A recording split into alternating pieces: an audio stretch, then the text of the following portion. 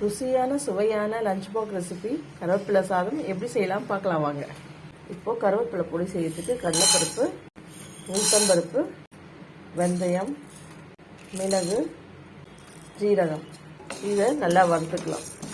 இது வறுப்பட்டதும் புளி, மிளகாய், வெள்ளை எள்ளு, கருவேப்பிலை நல்லா வறுத்தாச்சு. இப்போ பெருங்காயத்தூள் இதை ஆற வச்சு அரைச்சிக்கலாம்.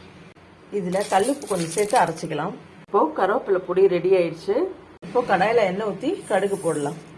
கடுகு பொரிஞ்சதும் கடலைப்பருப்பு, உளுத்தம்பருப்பு, காஞ்ச மிளகாய், கருவேப்பிலை, வறுத்த வேர்க்கடலை இதை நல்லா வறுத்துக்கலாம். இப்போ வடித்த சாதம், இப்போது கருவேப்பிலை பொடி நல்லா கலந்துக்கலாம். டேஸ்ட் பார்த்துட்டு லைட்டாக சால்ட் போட்டுக்கலாம்.